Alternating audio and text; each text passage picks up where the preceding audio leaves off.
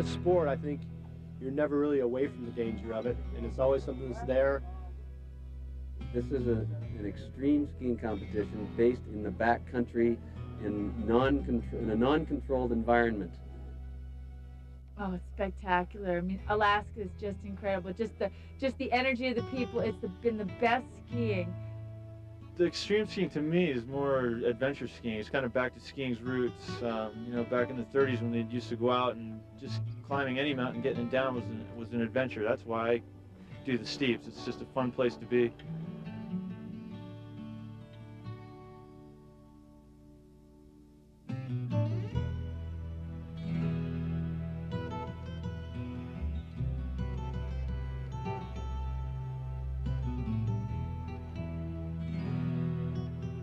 How's it look? How you doing? The 1993 World Extreme Skiing Championships are dedicated to the memory of competitor Will Madsen, who tragically lost his life on the first day of competition when a cornice broke loose at the top of Odyssey as he scouted his route. This show is dedicated to his spirit and the spirit of his comrades who rise to challenge the elements in the extreme outback.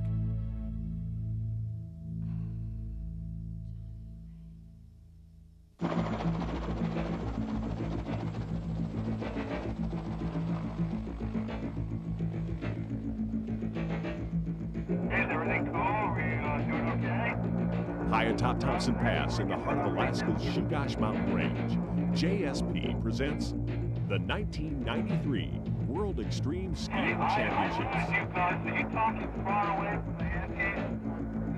Brought to you by Budweiser, Beechwood aged for a taste, smoothness, and drinkability you'll find in no other beer. Proud to be your Bud.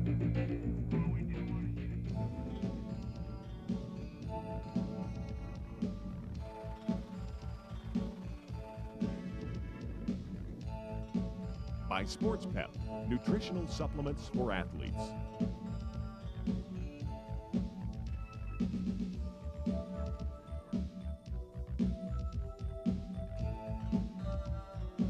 By Nikon sunglasses, changing the way you look.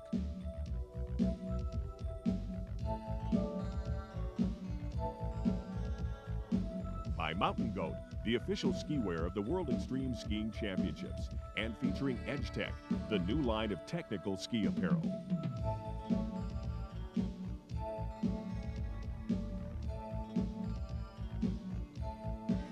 And by Crested Butte Mountain Resort, host of the U.S. Extreme Skiing Championships.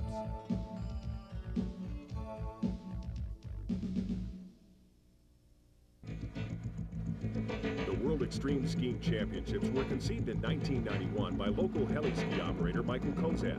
Since then, the championships have blossomed into skiing's most exciting competitive event. Each April, the world's elite skiers meet in Valdez for a progressive 3-day competition featuring non-stop runs down 50-degree pitches where skiers reach speeds of up to 40 miles per hour. Judging is conducted by a panel of celebrity skiers with the competitors' points accumulated throughout the 3 days to determine the World Extreme Skiing Champion. The drama begins to unfold as competitors ready themselves for the first day of competition. The weather forecast calls for variable wind conditions with a 40% chance of rain or snow. The temperature is expected to reach into the middle 30s by midday, and the only concern is the low-lying clouds making it unsafe to fly the chopper. Staging out of the Department of Transportation, the word from the Ski Patrol is that the competition is on hold until the low cloud ceiling lifts. We're still going to try to go for Odyssey today. Yeah, so you can come with us right now. I want everybody to get in that truck and we'll go down to the LZ and look up at Odyssey and look at the weather. There's a possibility if the weather's bad, we'll just look around and I'll get on those cats and go up there and try to beat the weather. Day one. The competition begins with 2 runs down the face of Odyssey. Crowning the top of Thompson Pass, Odyssey is accessible only by helicopter or snowcat and features a drop of 1,600 vertical feet with an average pitch of 45 degrees. The cornice at the top is closed off to the competitors, making Odyssey's tight chutes and cliff bands the only way to the bottom. The weather obviously hasn't broken yet for Odyssey. They've got an alternative site at 40.5 miles, you know, that we're hoping will work out. if the weather continues to be like this up here in the pass. Unfortunately, Dave Hamry, the avalanche expert, checked it out this morning, 40.5 mile. There's a huge cornice up there that needs to be blown. He's got a good 4 hours of work to do up there. But we felt that it would be prudent to get some preliminary work done on that site so that in case this weather stays like this, we can get some action out of that hill tomorrow. Day 2, with the snow conditions not cooperating and the lack of time to prepare a new course, the ski patrol and organizers agreed the safest venue for the competition was to compete on Odyssey rather than changing peaks. Day 3 takes the competitors to a new venue for this year's competition, an unnamed peak at milepost 40.5. This spectacular peak rises over 4,500 vertical feet, with the competition limited to the upper 2,000. The average pitch is 45 degrees, with a series of high couloirs adorning its face. Rock bands separate the chutes and provide the perfect launching pads for the competitors to grab big air. Scoring for World Extreme Skiing Championships is conducted by 7 judges, with the highest and lowest scores discarded. There he is, dropping to me. Flawless control. And good pace. Do some slalom turns through the chocolate chips. Just getting through the lower middle section. Probably turning up a little rock here and there. The competitors are judged in 5 equal categories. Aggressiveness, the energy in which the skiers attack their line. Aggressiveness, you see a lot of that in Dave Swanwick's skiing. We love Swanny's pizzazz and dynamic skiing. Got him into a little trouble, but he pulled out of it nicely yesterday. Form and technique, these are style points, and freedom of expression is encouraged. When you think about polished technique, you see Noel Lyons and Barb Scheidinger. Fluidity. The skier must be able to maintain an even descent down the mountain, making smooth transitions from one section to the next. Somebody like Jim Conway kept a constant pace all the way down the hill, never really lengthening a turn or shortening a turn, just kept it moving. Difficulty of line. The skier can choose any descent they desire, with a steeper and tighter line scoring more points. Give that one to Jim Zell, hands down on the degree of difficulty. A fall line also with a polished technique and a great pace. Occasionally he has to stop and look where he's going because of the extremity of his fall line. The final category is control. It's important for the competitor to show the judges that he or she can ski their line safely and not under reckless abandonment. You know, you can't beat Doug Coombs' footwork and polished technique for control in all situations. He has really the most polished turn and level of authority during his nonstop run. To place emphasis on safety, it's decided that jumping or catching air is not an independent category this year. Any competitor cliff jumping or rock hopping would score higher in aggressiveness, difficulty of line, and control categories. Skiers are not judged on time, but there is a time limit for each run. After the appropriate time, a horn sounds and the competitor is judged on their run up to that point. The points are accumulated throughout the competition, and the winner is awarded the coveted title of the World Extreme Skiing Champion.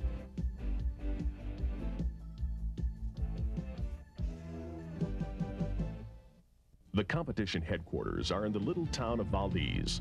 Nestled at the head of a natural fjord, this fishing community is surrounded on the north by Alaska's picturesque Chugach mountain range and to the south by the beautiful Prince William Sound.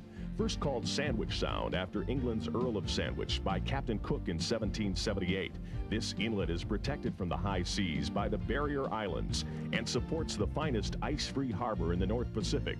This provides easy access for sport and commercial fishermen along with a host of other sports enthusiasts. The Valdez area remained untouched from 1778 until 1896, when the first trading post was established. During the winter of 1897 and 98, over 4,000 would-be gold miners flocked to Valdez to follow the all-American route in search of the Klondike Gold Rush. By 1920, the gold rush had ended, and the population of Valdez had diminished, leaving only 400 to 500 residents.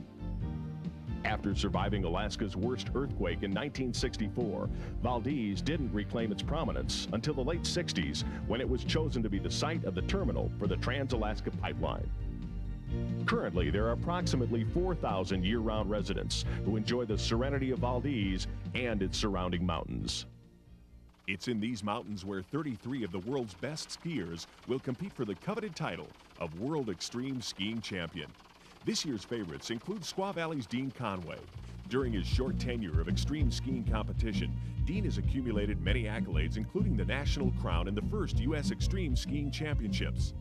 Next up, Jim Conway from Salt Lake City. Jim has the perfect job, working 7 months a year as a civil engineer, affording him the luxury of skiing every day for 5 months. Winner of the first World Extreme Skiing Competition, Doug Coombs now finds time to teach others the proper way to ski the steeps. With his strong, fluid style, Doug carves through crust like it was champagne powder. One of the more aggressive skiers is 27-year-old Dean Cummings, a mogul specialist from Telluride, Colorado. Dean attacks the mountain, jumping 20-foot cliffs like they're just another mogul in a bump field. The top women's extreme skier for 1992, Emily Gladstone, is a professional photographer when not competing. John Hunt is back to defend his title. Growing up around Jackson, Wyoming, John has skied all but 2 of his 29 years, and when the snow disappears from the steeps of Jackson Hole, you can usually find him negotiating the rapids on the Snake River. From Boulder, Colorado, Noelle Lyons demonstrates the talents that kept her a top competitor on the Women's Pro Ski Tour. When taking a break from her schoolwork, 1993 U.S. Women's Extreme Ski Champion Barb Scheidegger can be seen on Crested Butte's north face on a regular basis. A new face on the scene is Julie Vance. After moving to Jackson Hole from the east, Julie is comfortable putting her ski instructor experience to work free skiing with Doug, Emily, and Jim Zell. With his uncanny ability to ski a sheer wall, Jim Zell brings 20 years of downhill racing experience to the table. In the off-season, Jim's a custom log home builder in his home state of Wyoming. In only their 3rd year of existence, the World Extreme Skiing Championships are enjoying the evolution of a new sport. Extreme skiing is no longer limited to those hardcore skiers who spend hours climbing in the backcountry to experience the ultimate rush of a first descent. Now, many major ski resorts are opening up and providing lift access to new terrain that 10 years ago was thought to be unskiable. This new breed of skier is very experienced, with a solid background in climbing. Many of them are former national and international ski team racers who graduated from the rigid rules of ski racing and honed their skiing skills in the outback. Extreme skiing allows each skier to satisfy his or her own internal psyche. Yeah! Woo! The guy doesn't hesitate. Wow. Now that's a commitment right there. You have to make a serious commitment down that chute. Is this where we do the kissing scene? Yes? Dip me. Blue skies greeted the competitors after weather canceled day 1, and as volunteers grabbed their last cup of coffee, the competitors readied themselves. Okay, looking for a count. All right, have a good race. In the start, Scott Graham. A 3-year veteran of extreme competition, Scott knows he must choose a tight line to impress the judges.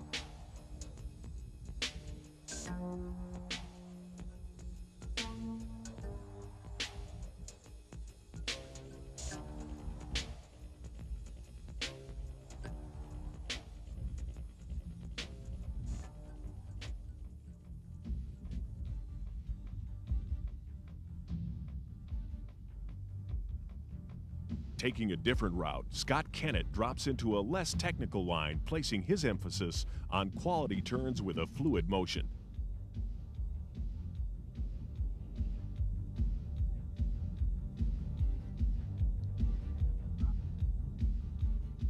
At the age of 18, Seth Morrison may be one of the youngest competitors, but he doesn't let his age stop him from flashing a tight couloir with strong, solid turns, showing why he deserved the 2nd place trophy at the '93 U.S. Extremes.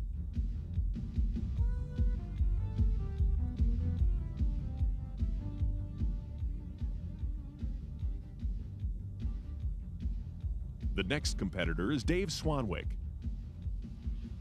Swanee is known for his aggressive skiing technique that keeps him on the edge at all times.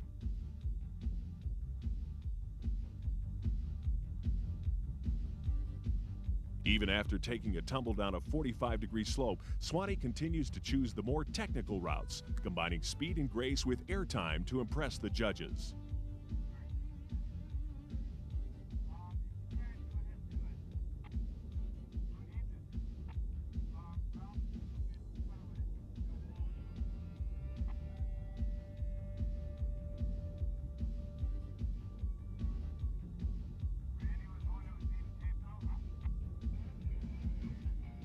On-course veteran Jim Conway. Jim's skiing style exemplifies the traditional backcountry skier. Snow conditions can vary as the skier descends the mountain. In just a 50-meter stretch, the skiers can find themselves skiing from the old crusty wind-packed snow to the fresh light powder that fell overnight. You know, we got some new snow last night, and you know, it's possible that that top few inches might be fairly unstable. But I think I, as well as most of the other people, feel pretty good about the snow up there. This is some beautiful snow. It's drippy, yet it goes with the people. You can see under the skis, the snow's moving along. Nice snow. Dean Conway skiing beautifully. Technically down the left-hand side of the main chute here on Odyssey. Day one, first run of competition. You know he wants to finish all his runs. He's a veteran here. You've got to finish them all to win. He's bursting into the rocks. Ooh, some rock trouble there.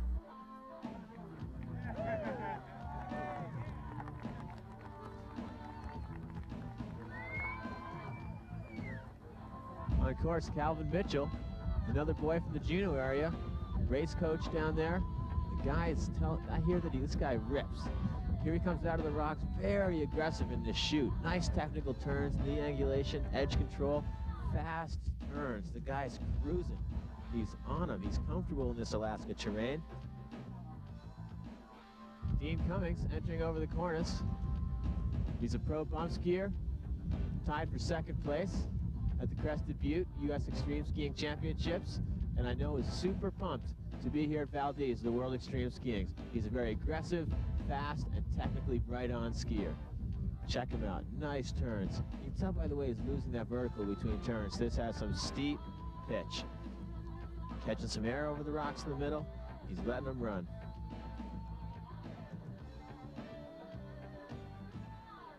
All right, we've got Doug Coombs on course from Jackson Hole, Wyoming. You can hear the helicopter up above. They're shooting Doug's run out of the helicopter. Doug was the winner of the first ever World Extreme Skiing Championships 2 years ago. He's a veteran, skis in a lot of ski films, experienced backcountry skier and geologist, knows the mountains, but most of all, Doug Coombs knows how to ski. And today, Doug proved he knew how to ski, scoring 40 points with this run to take the lead after day one. As we look up Odyssey, Doug Coombs and Dave Swanwick describe the routes they plan to ski on day 2 of competition.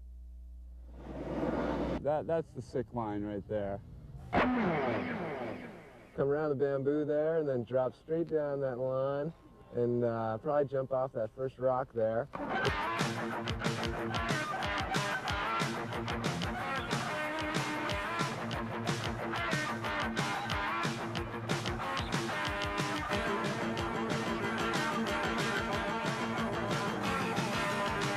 Thinking about either popping off the rock there or cutting into that chute there, or maybe doing a little double jump right off there and back onto the ground here. I haven't quite decided. You always expect where you're going is the right way.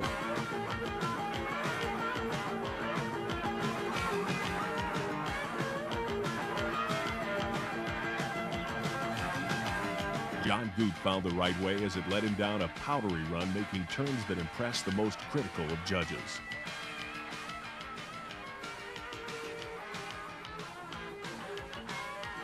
It's sometimes difficult to imagine how these competitors can ski a 50-degree incline and then realize that a cameraman had to ski there first, packing all of his equipment in order to capture this thrill-seeking adventure.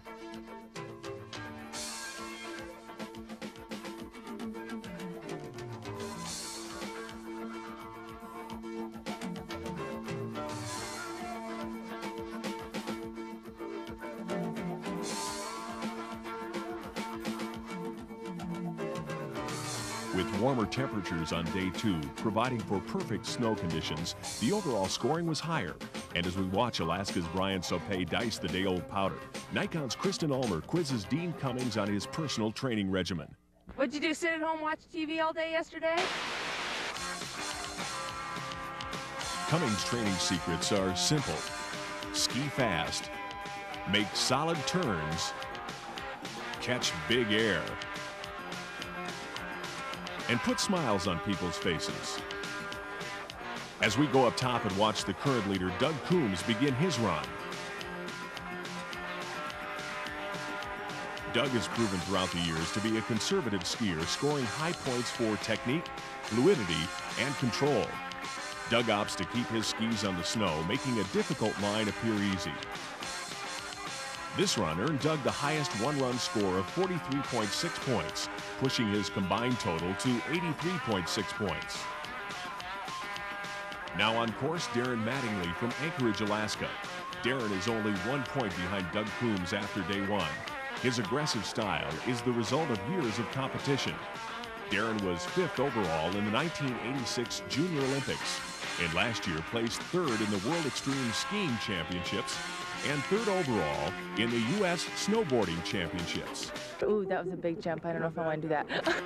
Noelle Lyons chose not to go for the big air, but rather to emphasize clean, crisp turns, which propelled her into 13th place overall and first among the women with a combined score of 68.6 points.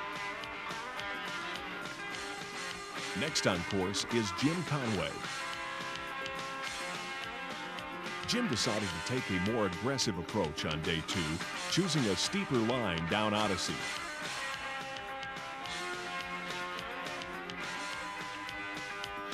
This approach caused him to short hop his turns and forced the snow to slide with him down the narrow chutes, helping him avoid slashing a number of rocks in his path.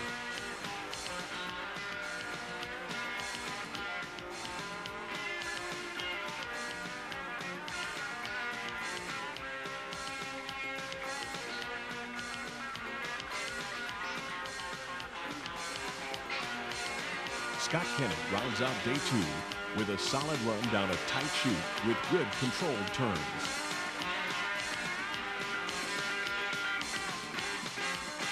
As we review the standings after day 2.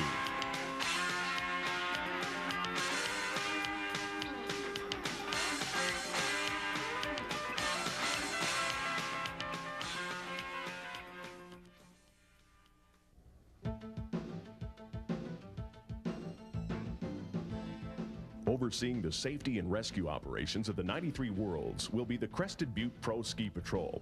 Heading up this skiing group of high-angle mountain rescue specialists will be veteran Crested Butte patroller Tim Coughlin. Tim has been patrolling the mountains of Crested Butte during the winters for 11 years and during the summers fighting fires as a highly trained smoke jumper. We're still going to try to go for Odyssey. Yeah, so you can come with us right now. I want everybody to get in that truck and we'll go down to the LZ and look up at Odyssey and look at the weather. And there's a possibility if the weather's bad, we'll just hook around and I'll get on those cats and go up there to try to beat the weather. The experience to head this elite team of specialists was there. Also joining the group will be Frank Coffey, Dan Ewert, Johnny Biggers, Pete Gibbons, Roger Cesario, and Randy Weig, all members of the Crested Butte Pro Patrol with an average of 15 years experience as backcountry skiers, mountain climbers, and mountain rescue specialists. To qualify for this assignment, the patrollers trained intensely, going over rescue procedures, checking out equipment, and finally practicing high-angle rescue techniques and avalanche and safety work. In 1992, Coughlin, who was an observer to the safety and rescue operation of the event, was instrumental in the daring mountainside rescue of Garrett Bartelt, a competitor who plummeted an excruciating 700 to 800 feet over rock bands on day 2 of the competition. Luckily, Bartelt survived with only a broken leg and head lacerations. It was then that Coughlin decided he wanted to see the Crested Butte Pro Patrol become more involved with the event.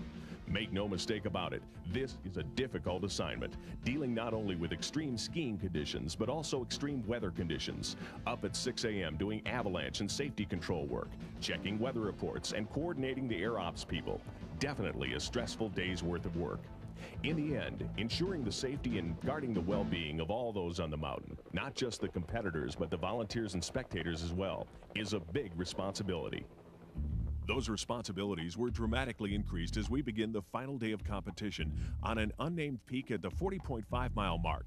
Accessible only by helicopter, the course is limited to the safety patrol, competitors, television crew, and select volunteers. Here's how extreme skiing expert Rob Delorier viewed the venue. 40.5 mile, the peak we've all been waiting for. The competitors are getting to the top and the judges are digging in. 3,500 feet below is the valley floor. Everything is helicoptered up. The volunteers, the competitors, the judges, the equipment. It's an incredible effort to make this happen here on day 3, 40.5 mile. Above us, 2,000 feet looms the peak that the competitors will be coming off of. It's an incredible run. It's an incredible effort to make this happen, and it's going to be a great day. As we watch the helicopter lift the competitors to the top of the course, mountain safety volunteers climb their way up to gain a better vantage point in which to watch the skiers.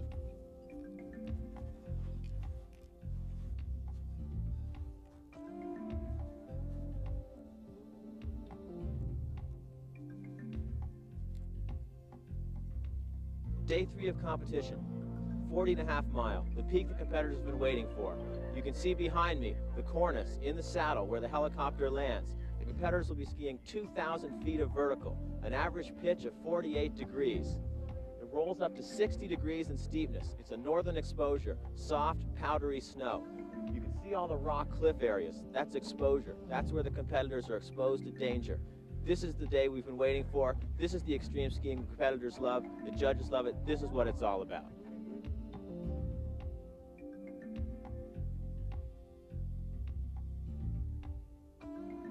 Each of the competitors prepared for their run in his or her own personal fashion, knowing that the snow conditions could not be more perfect. The temperatures were expected to reach the middle to upper 30s, with only a slight breeze, and they were about to embark on a day every skier dreams of.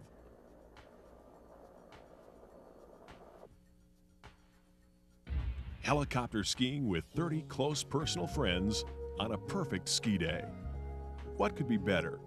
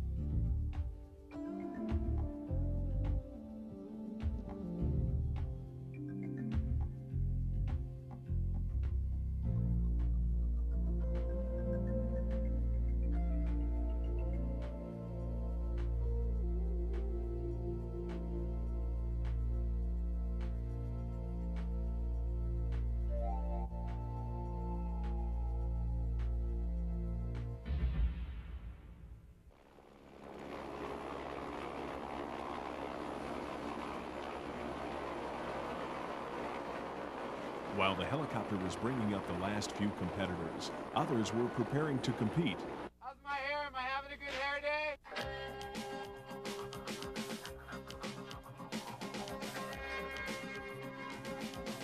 Dean Cummings slides through the start of his first run, traversing across the top ridge until deciding on a line that turns out to be too conservative, as it yields limited opportunity for catching air and the aggressive turns that we witnessed from him on the first 2 days of competition.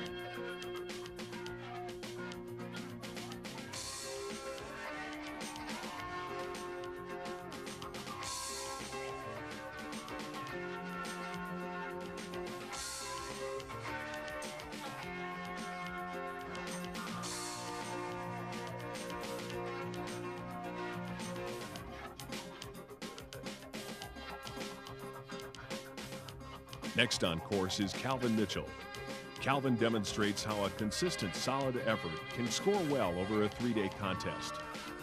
Here, he's skiing in a small snow slide, maintaining perfect control.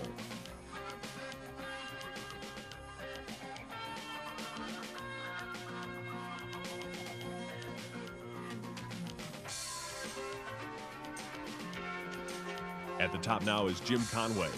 Jim is currently tied for third, only 8 points behind Coombs, and he'll have to be more aggressive, choosing a more difficult line and stepping up his level of speed.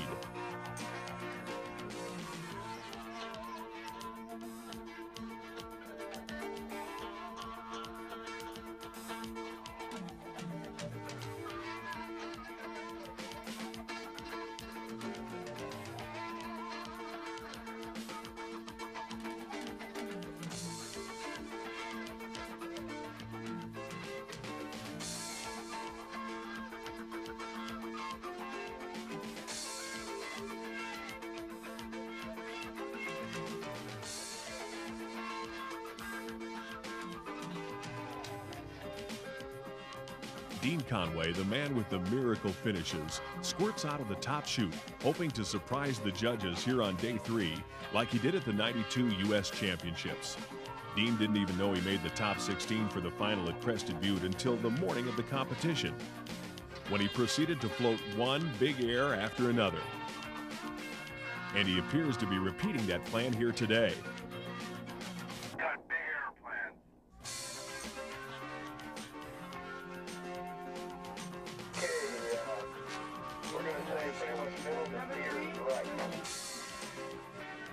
Hoping to move up in the standings on the final day of competition is Crested Butte's Dave Swanwick, currently in 9th place. Swanee will really have to ski an incredible run if he has any hope of finishing in the top 3.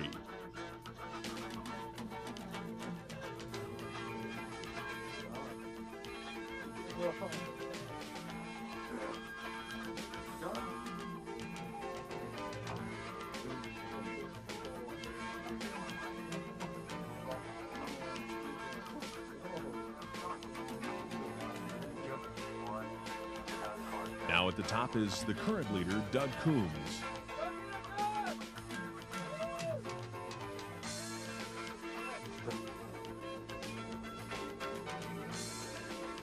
Watch how easily Doug slices effortlessly through the thick virgin snow, linking precise, solid turns. Doug stays on top of his skis, never having to force a turn or scrub speed as he prepares to launch from a 15-foot rock, only to lose a pole upon landing. The judges concur and Doug loses no points. Finding himself in 2nd place, only 5 points out of 1st, Jim Zell attempts to impress the judges by skiing what fellow competitors considered an impossible line through the rocks.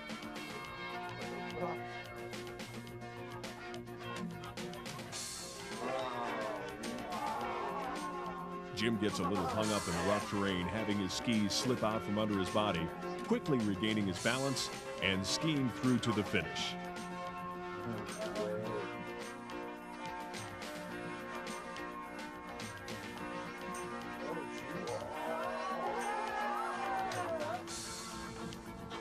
John Hunt, after a rocky first 2 days, is off to a bang as we see him float from turn to turn down 40.5 miles.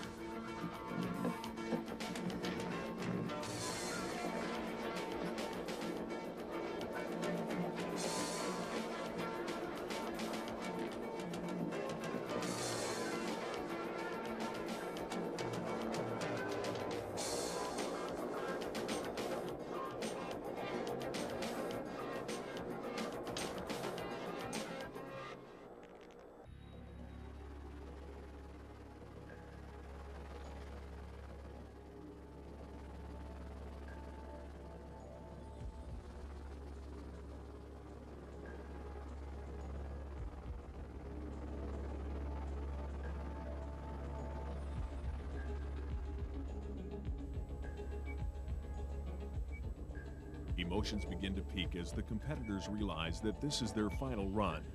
3 days of positive vibes culminate with a camaraderie that has been built since the tragedy during the first day of competition.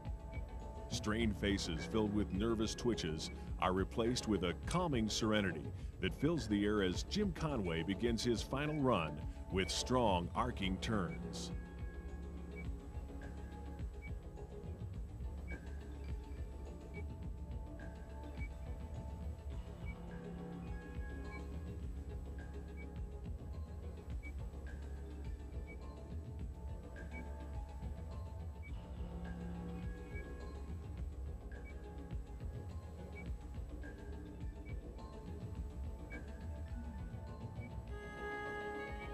Darren Mattingly follows Conway's lead, making smooth, powerful turns through the thick crud. Catching air off a rock in the center of the bowl, and settling into a series of rhythmic turns to the bottom.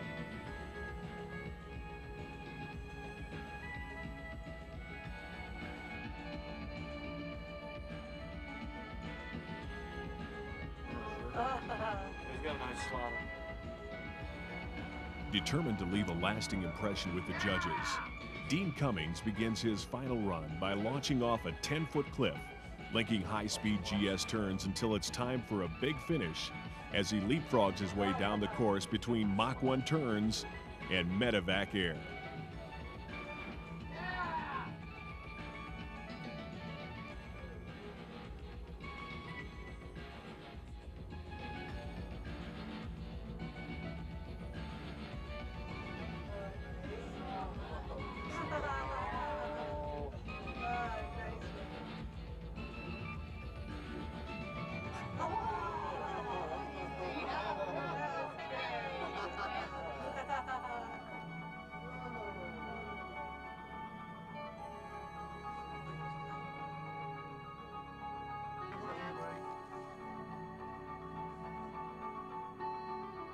At the top, we now see the women's leader, Noelle Lyons, leaving her mark down 40.5 miles.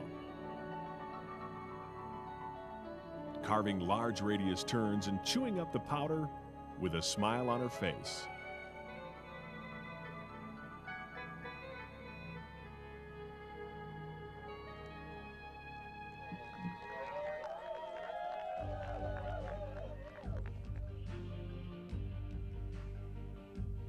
Scott Kennett enjoys his last run, knowing that the 3-day competition is only a couple thousand vertical feet, a few cliffs, and some nerve-wracking and courage-killing chutes from being over.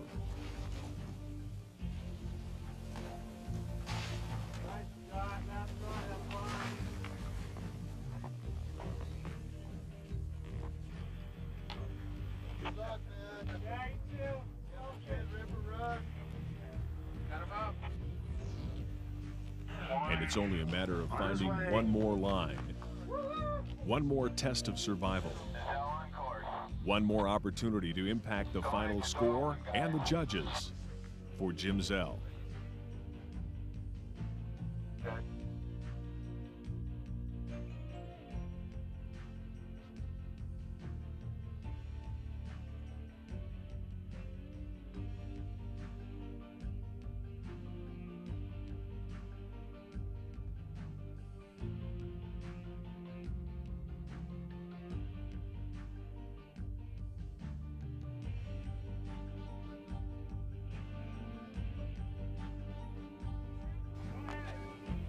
As Doug Coombs prepares for his last run, the last man to have a whisper of a chance at catching the leader is Squaw Valley's Dean Conway.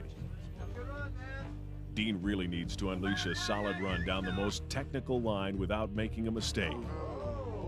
The judges sound impressed.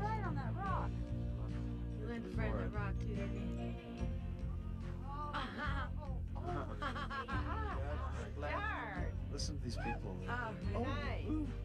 Oh, hey, keep going. There he is. Oh, Yes. beautiful. Stick it, baby. Oh, yeah. Stick it, Dean. Right off the end. Straight off Oh.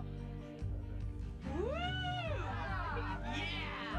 Meanwhile, Doug Coombs has begun his final descent down the face of 40.5, knowing that he could be the first person to repeat as World Extreme Skiing Champion. Doug starts strong, making powerful turns through the thick powder, now beginning to set up as the temperature drops. Turn after turn, Doug winds down the mountain, jumping small rocks that impede his line. He squeezes through a tight rock chute with only a few hundred yards to victory. Whoa, right out of them. Oh, get up.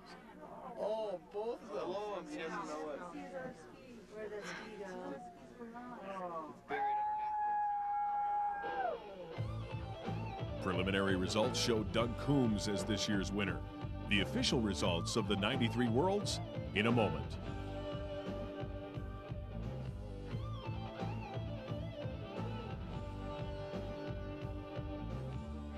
The 1993 World Extreme Skiing Championships have been brought to you by Budweiser, Beechwood aged for a taste, smoothness, and drinkability you'll find in no other beer. proud to be your bud. By Sports Pep, nutritional supplements for athletes. By Nikon sunglasses, changing the way you look.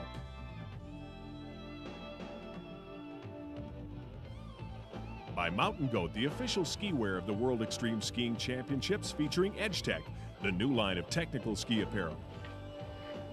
And by Research Dynamics, makers of Coyote Alpine Skis, official skis of the World Extreme Skiing Championships. 3 long days of extreme skiing on some of the most treacherous and foreboding peaks in North America.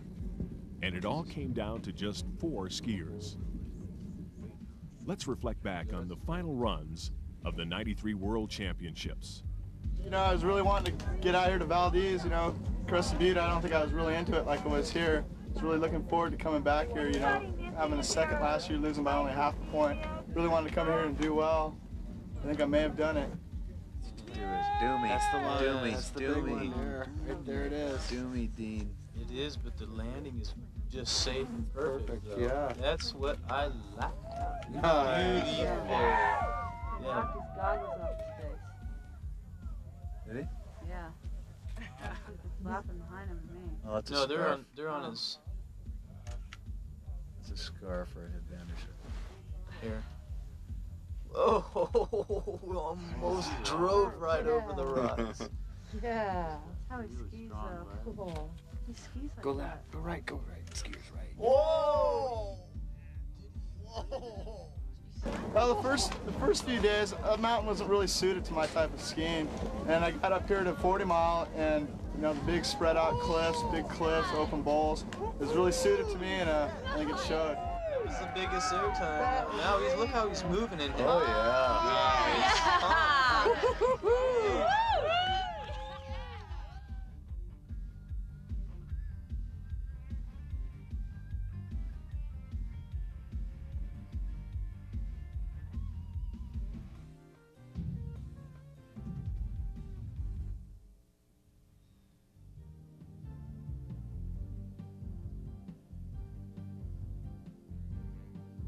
Yeah, I was just trying to hang it out a little bit, take the toughest line could find, use, you know, variation, just work the hill all the way down.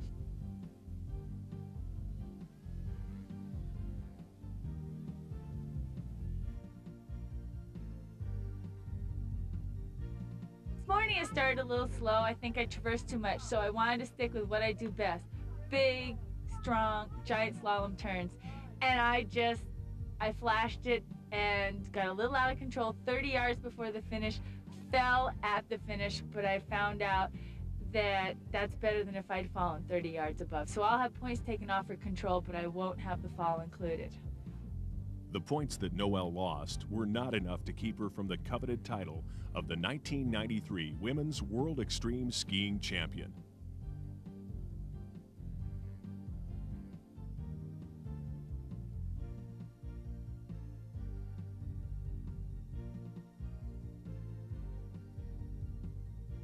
I came down and I was feeling kind of cocky.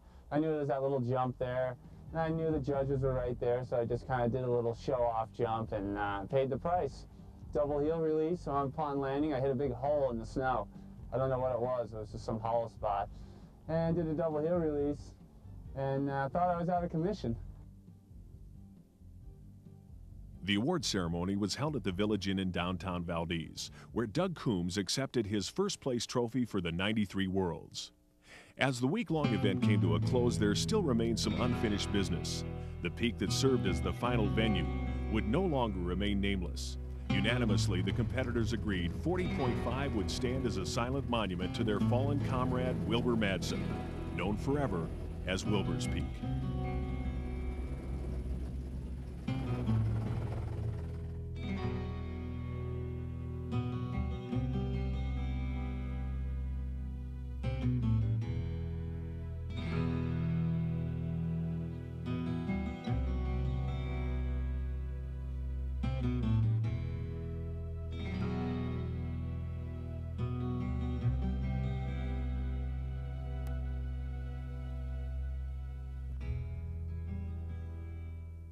To say you're the winner is tough, because up there, I bet there was 10 guys who could have won, and it's just a lot of luck.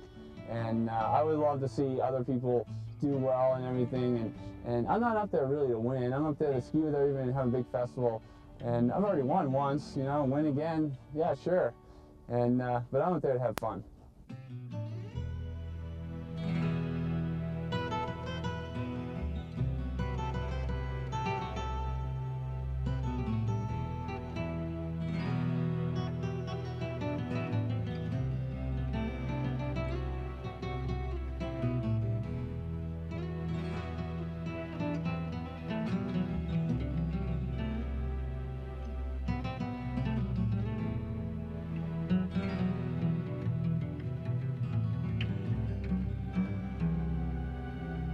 The 1993 World Extreme Skiing Championships was produced by JSP Incorporated in association with World Extreme Skiing Championships.